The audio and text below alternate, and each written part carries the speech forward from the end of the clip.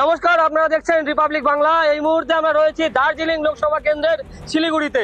শিলিগুড়ি বাঘাযতীন পার্কের সামনে রিপাবলিক বাংলার মেগা এপিসোড বড় বিতর্ক। সেই বড় বিতর্ক নিয়ে চলে এসেছি আমরা। আজকে আমাদের সঙ্গে রয়েছেন বিজেপি, তৃণমূল এবং কংগ্রেসের প্রতিনিধিরা। প্রত্যেকের কাছে যাবো। এই সময় আমরা যে সবচেয়ে বড় বিষয় দেখতে পাচ্ছি যে লোকসভা নির্বাচন। সেই লোকসভা নির্বাচনে কিন্তু বিজেপি, তৃণমূল, কংগ্রেস প্রত্যেকেই কিন্তু তারা কিন্তু একে অপরের দিকে কিন্তু দোষ দিচ্ছেন। আমরা সরাসরি যাব বিজেপি কি বলছেন এবং তার উত্তর তৃণমূল কংগ্রেস থেকে সরাসরি নেব। বলছি, এই জেলার যিনি এমপি রয়েছেন রাজু বিস্তা, এইবারও আবারও প্রার্থী হয়েছেন। বিভিন্ন সময় দেখা যাচ্ছে যে চোপড়ার মতন জায়গায় সেখানে তাকে গো ব্যাক স্লোগান শুনতে হচ্ছে। তৃণমূলের পক্ষ থেকে বলা হচ্ছে কোনো উন্নয়ন করা হয়নি।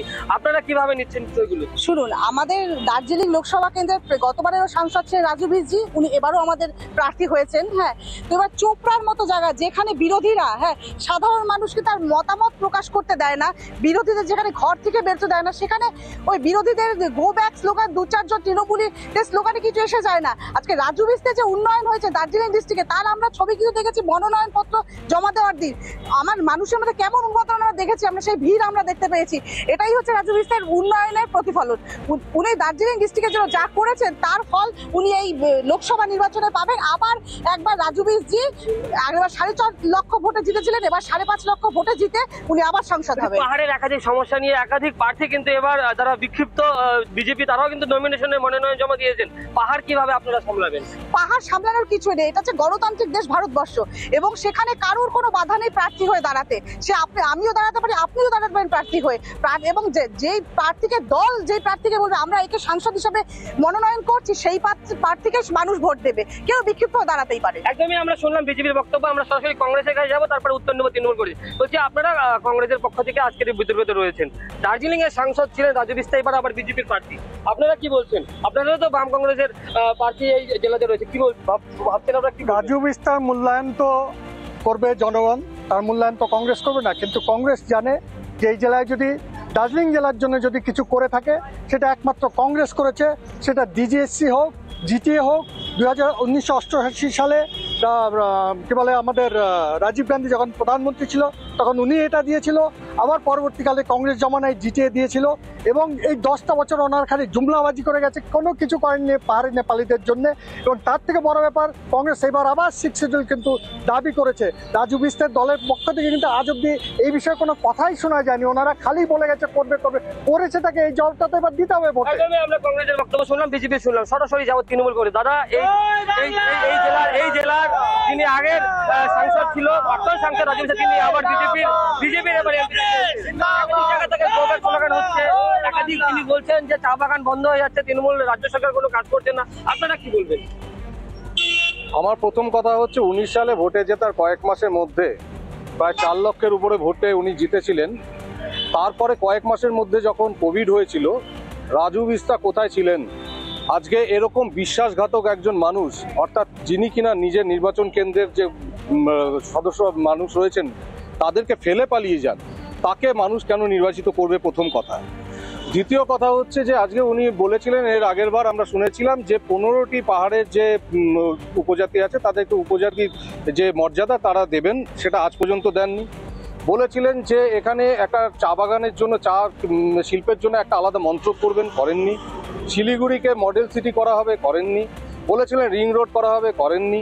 তিনি বলেছিলেন যে আজকে পাহাড়ের যে উন্নয়ন, মানে আজকে যে আমাদের পর্যটন শিল্প আছে তার জন্য একটা ঢালাও তিনি একটা অনুদান দেবেন, দেননি। তাহলে এমন মানুষ যিনি বহিরাগত, যিনি কিনা অন্যখানে জন্মেছেন, থাকেন অন্য জায়গায়, থাকেন জন্মেছেন আজকে মণিপুরে, থাকেন আজকে দিল্লিতে, আজকে শিলিগুড়িতে বা ইসেতে দার্জিলিং কেন্দ্রে যার কোনো ভূমিকা নেই, যিনি কিনা আসেন না পর্যন্ত এবং ফেলে পালিয়ে যান বিপদের দিনে।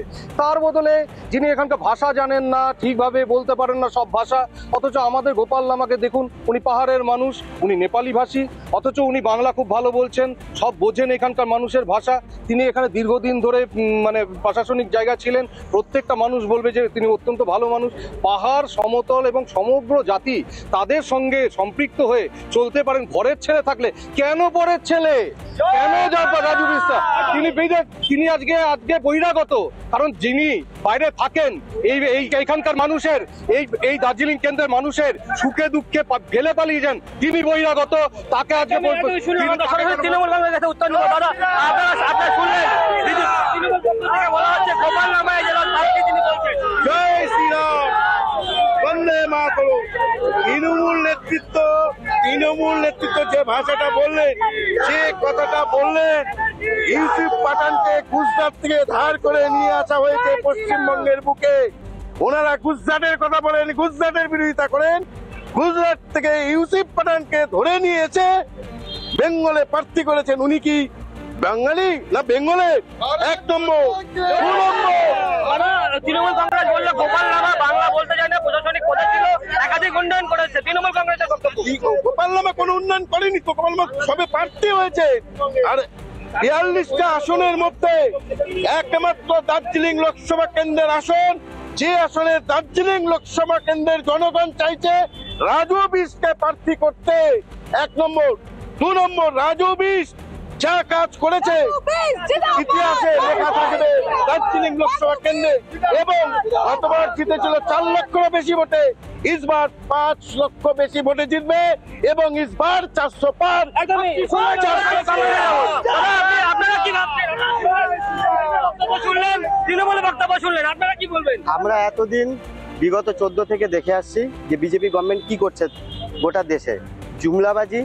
আর রাজ্যে আমরা দেখতে পাচ্ছি 2011 থেকে তোলাবাজি। এই জুমলাবাজি আর তোলাবাজির মাঝখানে আম পাবলিক 2024 আসছে, তারাই জবাব দেবে। আমরা সরাসরি আবার যাবো তৃণমূল কংগ্রেসে। দাদা আপনি শুনলেন গোপাল নামা আপনাদের প্রার্থী, আপনি বললেন রিয়াকশন দিল বিজেপির পক্ষ থেকে, তারা বলছেন যে রাজু বিস্তা একাধিক উন্নয়ন করেছে, রাজু বিস্তাই করবে। আপনারা কি বলবেন? আপনি ভোট দিয়ে নিজের বাড়ি নিজের ঘরকে পরের হাতে তুলে দিবেন?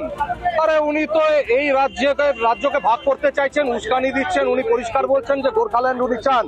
আজকে আমরা খুব দুর্ভাগ্যের বিষয় আমরা দেখলাম যে কংগ্রেসের একজন প্রার্থী যিনি কিনা national federation of new states এর প্রেসিডেন্ট, তিনি আজকে শিলিগুড়িতে বসে বলছেন যে তিনি রাজ্যভাগ চান, এবং সিপিএম সেখানে পাশে বসে তাকে সমর্থন করছেন। রাজু বিশ নিজে বলছেন যে আজকে তিনি এখানে চান যে রাজ্যকে ভাগ করতে। মমতা ব্যানার্জি একমাত্র নেত্রী যিনি কিনা সারা ভারতবর্ষের মধ্যে আজকে মেলে দাঁড়িয়ে বলার সাহস দেখিয়েছেন রাজ্য ভাগ হবে না। সুতরাং এই দার্জিলিং কেন্দ্রের মানুষ তারা কোনোদিনই চাইবেন না যে বিহারের সঙ্গে বা আসামের সঙ্গে জুড়ে দিয়ে বাংলাকে বিভক্ত করে আজকে আলাদা করে আজকে রাষ্ট্রপতি শাসন জারি করা হোক বা সেখানে অন্য কোনো করবেন তারা বলতে চান কি চান না, কি ভাবছেন? জিজ্ঞেস করুন রাজ্যভাগ চান কিনা। আমাদের এমপি আসছে, তো তারপরে আমরা দেখা যাবো কাজ করে। অলরেডি আমাদের দিদি অনেক কাজ করেছে, আমাদের গোপাল নামাকে জিততে তো আমরা করে দেখাবো, বলে দেখাবো। রাজ্যভাগ চান কিনা জিজ্ঞেস করো। দাদা গোপাল নামা যদি জিতে আসে কাজ কতটা করবে তারা বলছেন, বিজেপি তৃণমূল নেতৃত্ব তারা বলছেন। আপনারা তো যুব নেতৃত্ব, এই জেলার বাসিন্দা নেতৃত্ব রয়েছেন আপনার বিজেপির, আপনারা কি বলবেন? দেখুন, আমরা ভারতীয়ত্বে বিশ্বাসী, কর্মসূত্রে বিশ্বাসী। আমাদের সাংসদ রাজু বিশ দেখিয়ে দিয়েছেন কর্ম কাকে বলে। দীর্ঘ 70 বছরে দার্জিলিং ডিস্ট্রিক্টে যা কাজ হয়নি, বিগত 5 বছরে রাজু বিশ কাজ করে দেখিয়ে দিয়েছেন। দার্জিলিংকে মোড়কে কেন্দ্র করে যে এলিভেটেড রোড এবং চতুর্মুখী ফ্লাইওভারকে কেন্দ্র করে সিকিম পর্যন্ত রাস্তা, কালিম্পং পর্যন্ত রাস্তা, সেটা রাজু বিশের দ্বারাই সম্ভব। রাজু বিশ হাজার হাজার কোটি টাকা এনেছেন এই শিলিগুড়ি তথা দার্জিলিং ডিস্ট্রিক্টের উন্নয়নের জন্য, যা কংগ্রেস 70 বছরে পারেনি। আমরা বলতে চাই আগামী দিনে দার্জিলিং এইখানে এই লোকসভা নির্বাচনে রাজু বিশ 5 লক্ষ ভোটে নির্বাচিত হবেন এবং দেখিয়ে দিবেন আগামী দিন যখন হবে। আমরা বেকারত্ব চাই না। যে অবস্থা আমাদের পশ্চিমবঙ্গ হয়েছে, বহিরাগত বলে, বহিরাগত কাকে বলে উনি কি জানেন? উনি বললাম যে রাজু বিস্তার বহিরাগত দাঁড় করিয়েছে। বহিরাগত কাকে বলে? বাংলাদেশ থেকে এসে লোক দাঁড় করাচ্ছে, তাদেরকে বলে বহিরাগত। আর আমাদের যে দাঁড়ালো যে কোথায় আমাদের ক্রিকেটার, তাকে বলে বহিরাগত। কোথায় রাজু বিস্তারকে বহিরাগত বলে? আর বলছে কি আমাদের পশ্চিমবঙ্গের অবস্থা দেখুন কিভাবে, বেকাররা বেকারত্ব বেড়ে গেছে, কোনো কর্মসংস্থান নেই। ছিল না ওটা নমিনেশনের দিন তৃণমূলে একটা ফ্ল্যাগ ছিল না, তার মানে একদম ক্লিয়ার আছে তৃণমূল এবার হারছে। তৃণমূলে যাবো, তারপরে কংগ্রেসের কাছে আবারও আসবো। দাদা আপনারা কি বলবেন? আপনাদের সামনে দাঁড়িয়ে বলছেন জিতবে, বিজেপি জিতবে, বিজেপি উন্নয়ন করেছে, বিজেপির বক্তব্য। দেখো আমি আপনাকে পরিষ্কার বলছি, আজকে কর্পোরেশন, শিলিগুড়ি কর্পোরেশন কুৎসাতীতভাবে শিলিগুড়ি পেয়েছে, তৃণমূল পেয়েছে। আজকে এখানকার যে অঞ্চল সেটা তৃণমূল পেয়েছে। আজকে আপনি দেখুন যে সমস্ত জায়গায় যে বিগত যে কয়েকটা ইলেকশন যে সম্প্রতি হয়েছে সব জায়গায় তৃণমূল পেয়েছে। কে জিতবে সেটা বড় ব্যাপার না, বড় ব্যাপার হচ্ছে আজকে পশ্চিমবঙ্গের মানুষের কাছে খুব সহজ, এই ইলেকশন অ্যাসিড টেস্ট। এই ইলেকশনে প্রমাণ হচ্ছে যে তাদেরকে এনআরসি করে ভাগানো হবে কিনা, কারণ ওনারাই বলেছে ক্রোনোলজি সমঝিয়ে পহলে সিএএ বাদ মে এনআরসি। তার মানে এনআরসি করে ওনারা চান বাংলার মানুষকে, তাদের বউ বাচ্চা বা তাদের যে সন্তান তাদেরকে ছেঁচড়াতে জেলে নিয়ে গিয়ে পুড়তে। এই আপদকে কে চাইবেন ভোট দিয়ে? কে কাল সাহেবকে কে নিয়ে আসবে ছবল খাওয়ার জন্য? একজন বাংলার মানুষ তারা এটা করতে দেবেন না। এবং এই যে ভদ্রলোকের কথা বারবার বলা হচ্ছে, যে আজকে সিংলা ওনাদের দলের যে নেতা তিনি রাজু বিশ্বাসকে বলেছেন বহিরাগত। আমি কি বলবো, এটা তো আমাদের কথা না। আজকে এটা আপনি ভাবুন। রাজু বিশ্বাস সম্বন্ধে আপনারা কি বলবেন? উন্নয়ন হয়েছিল। আমরা কংগ্রেস দল কোনো ব্যক্তি প্রার্থীর সম্বন্ধে কিছু বলবো না, আমরা কংগ্রেসের কথা বলবো। কারণ এই দুই দলের অবস্থানটা কি জানেন তো? দেখেন, কংগ্রেসকে কোনোদিন পোস্টার লাগাতে হয়নি, আমরা সৎ বলে চিল্লাতে হয়নি, আমরা ভ্রষ্টাচার নয় বলতে হয়নি। কেন বলতে হয়নি বলেন তো? যে আমাদের দুর্নীতি আমাদের করতে হয়নি। আজকে কি হলো? আজকে হিমন্ত বিশ্ব শর্মাকে আজকে কোথায় যাচ্ছে এই ভোটগুলো? আপনাদের দলের নেতৃত্ব নাকি রাজু বিশ্বাসকে বহিরাগত বলেছে, কিন্তু দাদা উন্নয়ন কি হয়েছে রাজ্য সরকারের পক্ষ থেকে? কি উন্নয়ন, রাস্তা ঘাট, যেই সমস্ত জিনিস উনি যে ব্যক্তিগত বলছে, আমি ওনাকে একটা প্রশ্ন করব। উনি তৃণমূল কংগ্রেসের যে কর্মী হয়ে কথাগুলো বলছে, উনি কি সকাল শিলিগুড়ির? উনি যদি শিলিগুড়ির মানুষ হয়ে থাকে তাহলে আমি একটাই কথা বলবো, উনি যদি শিলিগুড়ির মানুষ হয়ে থাকে তাহলে ওনার জানা দরকার আমাদের এই দার্জিলিং লোকসভার প্রার্থী রাজু বিশ্বাসজি এর আগের এমপি, এবং সে কি কি কাজ করেছে ওনার জানা দরকার ছিল, এবং সে জেনে বুঝে কথাটা বলা দরকার ছিল। এবং রাজু বিশ্বাসজি যে কাজগুলো করেছে উন্নয়নমূলক, এবং তার আগে আমাদের এখানকার এমপি ছিল হচ্ছে আলু আলিয়াজি, তার আগে যখন চিনাকি কংগ্রেস দেশকে বরবাদ করেছে, আজকে এসে বড় বড় লেকচার মারতেছে এরা। আপনাদের সামনে বিজেপির পক্ষ থেকে বিজেপি বলছে আপনাদের আজকে 70 বছরের সম্পত্তি ওনারা বলছেন কংগ্রেস কিছু করেনি।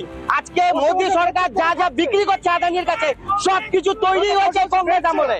যে কোনো কিছু আজকে কয়টা আইআইএম কয়টা আইআই তো তৈরি করেছে।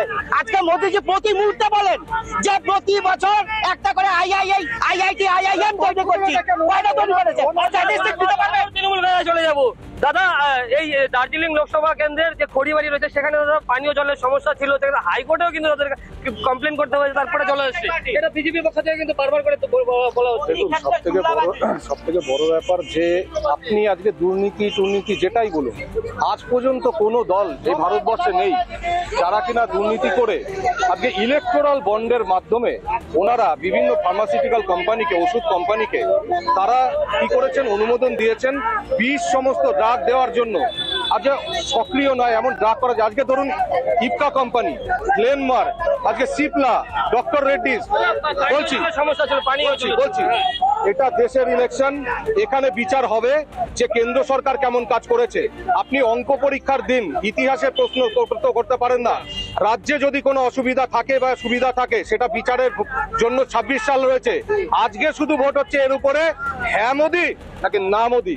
যদি কেউ মনে করেন মোদি ভালো কাজ করেছেন দেবেন ভোট, আর যদি কেউ মনে করেন যে মোদি ভালো কাজ করেনি, তৃণমূলই একমাত্র দল যে কিনা মোদির বিরুদ্ধে জিততে পারে, সুতরাং তাকে ভোট দেবেন। আজকে আপনি চিন্তা করুন, আমরা কি দেখলাম, ধান্দাকে বদলে চান্দা, অর্থাৎ চান্দা দো ধান্দা লো, অর্থাৎ ইলেকটোরাল বন্ড দাও এবং তুমি দুর্নীতি করো। বিজেপির কাছে যাবো। দাদা, আপনি বিজেপি নেতৃত্ব এখানে রয়েছেন, দীর্ঘ সময় থেকে আপনি শুনলেন, কংগ্রেসের বক্তব্য শুনলেন এবং তৃণমূলের শুনলেন, কি হবে? দেখুন, কংগ্রেসের বক্তব্যর জবাব দিয়ে তো কোনো লাভ নেই। উনাদের নেক্সট নারা, যেমন আমাদের হলো আপকি বার 400 পারে, দেখুন ডিস্টারবেন্স দেখতে পাচ্ছেন, ডিস্টারবেন্স, ঠিক আছে? আপকি বার 400 পার, এটা মোদিজির নারা। ওদের হলো আপকি বার 40 পার হবে কিনা সন্দেহ আছে। সারা দেশে কংগ্রেস শূন্য। রাহুল গান্ধী বলছে আগে সে পিছে সে আলু আগে সে সোনা, মানুষজন বুঝে গেল। লোকসভা কেন্দ্রের কথা বলুন আপনাদের লোকসভা। দার্জিলিং লোকসভা দার্জিলিংয়ে বলছে, তিনি রাহুল গান্ধী এসেছিলেন দার্জিলিংয়ে, কটা লোক হয়েছিল, কটা লোক হয়েছিল আমি জানতে চাই। আজকে যে কংগ্রেস আর যে বামপন্থী দক্ষিণের রাজ্যে লড়াই করছে, একে অপরকে খুন করছে, সে তারা এখানে গিয়ে দোস্তি করছে, হোয়াট ইজ দিস? এবং আমি বলছি আমাদের লোকসভা কেন্দ্রে রাজু বিষ্টের বিকল্প নেই। দার্জিলিং এর কর্মপুত্র রাজু বিষ্টা, রাজু বিষ্টের বিকল্প দার্জিলিং হতে পারে। ভাবতে অবাক লাগে যে কংগ্রেস দল করার অপরাধে এক কংগ্রেস কর্মীকে গলার মধ্যে মাছ গুঁজে দেয়, সেই কংগ্রেস দল আজকে সিপিএম এর লেজু ধরেছে। এর থেকে বড় লজ্জা, এর থেকে বড় লজ্জা হতে পারে না। এই দার্জিলিং লোকসভা কেন্দ্রে পাহাড় রয়েছে, পাহাড় কি এখন হাসছে আপনি বলুন তো? তৃণমূলের কাছে প্রশ্ন করবো আমরা। পাহাড় যদি হাসে সেটা অবশ্যই রাজু বিস্তের জন্য হাসছে, কারণ পাহাড়ে আমাদের সাংসদ ছিল, ভারতীয় জনতা পার্টি ছিল। রাজু বিস্তের পাহাড় অবশ্যই হাসছে, কারণ রাজু বিস্তের সাথে পাহাড়ে যত মানুষ আছে সেটাই প্রমাণ। আর মমতা ব্যানার্জি যতই পাহাড়ে গিয়ে আত্মীয়তা করে সেখান থেকে প্রার্থী দাঁড়া করে, মমতা ব্যানার্জি পাহাড়ের লোক ভোট দেবে না। কারণ যখন সন্দেশখালী জ্বলছে তখন মমতা ব্যানার্জি দিদি নাম্বার ওয়ানে ধেই করে নাচছে, এটা মানুষ দেখেছে। মানুষ কখনোই তৃণমূল, কংগ্রেস, সিপিএম কাউকেই ভোট দেবে না, ভোট দেবে ভারতীয় জনতা পার্টিকে। দাদা পাহাড় হাসছে, রাজু বিস্তার কারণেই পাহাড় হাসছে, পাহাড়ের মানুষকে মমতা ব্যানার্জি ছলনা করছে, এমনটা বিজেপি বললো। এখন পাহাড় তো ভারতবর্ষের বাইরে না। আজকে আমরা কি দেখতে পারলাম? আমরা দেখলাম যে আজকে সারা ভারতবর্ষের মধ্যে অক্সফামের রিপোর্ট যদি আপনি দেখেন তাহলে সেখানে দেখা যাচ্ছে 10% মানুষ তাদের হাতে রয়েছে 77% সম্পদ। শুধু 2017 সালের কথা বলছি, 2017 সালে যত সম্পদ তৈরি হয় তার মধ্যে 73% সম্পদ ভোগ করেছেন দেখা যাচ্ছে অক্সফামের রিপোর্ট অনুযায়ী 1% বিত্তশালী। আমরা একদিকে দেখছি বিত্তশালীরা তারা বড়লোক হচ্ছেন, আর একদিকে দেখছি যে মোদী সরকার তারা যে গরিব মানুষ তাদেরকে শোষণ করছে। তুমি রয়েছে তৃণমূল কংগ্রেসের রয়েছে, তৃণমূল কংগ্রেসের নেতৃত্ব পাহাড়ের মানুষকে হাসছে, রাজু বিস্তার কারণেই পাহাড় হাসছে বিজেপি বলছে। পাহাড়ের মানুষ হাসছে, অথচ দেখুন পাহাড়ের মানুষের মধ্যে নিজেদের বিজেপি দলের মধ্যে গোষ্ঠীদ্বন্দ্ব। বিষ্ণুপ্রসাদ শর্মা আবার ভোটে দাঁড়িয়েছে রাজু বিস্তার এগেনস্টে, তার মানে কি তাদের গোষ্ঠীদ্বন্দ্ব বোঝা যাচ্ছে যে তারা কতটা উন্নয়ন করেছে। নিজেদের লোক তাদের প্রতি অসন্তুষ্ট হয়ে গেছে, নিজেদের লোক পর্যন্ত তাদের প্রতি অসন্তুষ্ট হয়েছে। বিষ্ণুপ্রসাদ শর্মা নির্দলে দাঁড়িয়েছে। কংগ্রেসে কেন যাবো বলুন তো দাদা? পাহাড়ের সমস্যা কি সমাধান হচ্ছে? পাহাড়ের পার্মানেন্ট সমস্যা আজ পর্যন্ত হয়নি, কারণ কেন্দ্র সরকারের কখনো চায়নি এখনো পর্যন্ত যে পাহাড়ের সমস্যার সমাধান হোক। আজকে ষষ্ঠ শিডিউলের কথা কংগ্রেস বলেছে, কিন্তু আজকে কোনো নেপালি ভাইদের, বোনদের, গোর্খাদের কোনো সমস্যার সমাধান হয়নি। আজকে আমরা দুর্নীতি সমস্ত জায়গায় দেখতে পাচ্ছি। আজকে বিজেপি ভাইরা অনেক চিৎকার চেঁচামেচি করছে, কিন্তু ইলেকটোরাল বন্ডের মাধ্যমে আজকে যে দুর্নীতি বিজেপি করেছে আমরা সবাই তাই জানি। আমি শুনলাম দাদা, বলুন তো একটা কথা বলবো, সন্দেশখালী যখন চলতেছিল তখন মমতা ব্যানার্জি একবারও যায় নাই, ঠিক আছে? পাহাড়ে মমতা ব্যানার্জিকে দেখা যাচ্ছে না, পাহাড়ে মমতা ব্যানার্জিকে দেখা যাচ্ছে না। এবার মমতা ব্যানার্জি, অভিষেক ব্যানার্জি এরা বুঝে গেছে আমরা পশ্চিমবাংলা হারছি, একদম গুয়াহারা হারছি। এবার শুধু একই সরকার হবে, সারা বিজেপি সরকার আর নরেন্দ্র মোদী সরকার। রাজু বিস্তার জিন্দাবাদ। 400 পার, इस बार 400 पार जो हालत করেছে পশ্চিমবঙ্গের মানুষ। তৃণমূল কংগ্রেস বিষ্ণুপ্রসাদকে যে কথাটা বলেছে, বিষ্ণুপ্রসাদকে রাজু বিষ্টা এফেক্ট মনে করে না, ঠিক আছে? আর রাজু বিষ্টার কাছে এই গোপাল নামা আর মনীষ তামাং আর বিষ্ণুপ্রসাদ এইসব, তারা এর কাছে বাচ্চা আছে এখনো। তারা এখনো ঠিক মতো হয়তো রাজনীতিটা বোঝে না। রাজনীতিতে ভোটে দাঁড়াতে হলে পরে রাজু বিষ্টার মতন হয়ে একটা বিষয় বুঝে নিতে হবে, 42টা জেলার মধ্যে ভারতীয় জনতা পার্টিতে রাজু বিষ্টি একজন প্রার্থী ছিলেন। রাজু বিষ্টি এমন প্রার্থী ছিলেন যাকে এই লোকসভা থেকে মানুষ চেয়েছিল পুনরায় প্রার্থী করা হোক। আপনি শুনলেন, আপনার বক্তব্য বলুন। পরিষ্কার কথা, কোন মানুষ বোকা আছে? সে কি চাইবে যে রাজু বিস্তাকে ভোট দিয়ে তারপরে তিনি এসে রাজ্যটাকে ভাগ করে আজকে উত্তরবঙ্গকে আলাদা করুক? আজকে কোন মানুষ চাইবে যে এনআরসি করে দুদিন পরে বিজেপি তাদের বাড়ির লোকজনকে? আমরা এতক্ষণ রিপাবলিক বাংলার মেগা এপিসোড বড় বিতর্ক দার্জিলিং যে শিলিগুড়ি থেকে এতক্ষণ আমরা ছিলাম। রিপাবলিক বাংলার মেগা এপিসোড বড় বিতর্ক আবারও দেখার জন্য সরাসরি চোখ রাখুন রিপাবলিক বাংলার পর্দায়।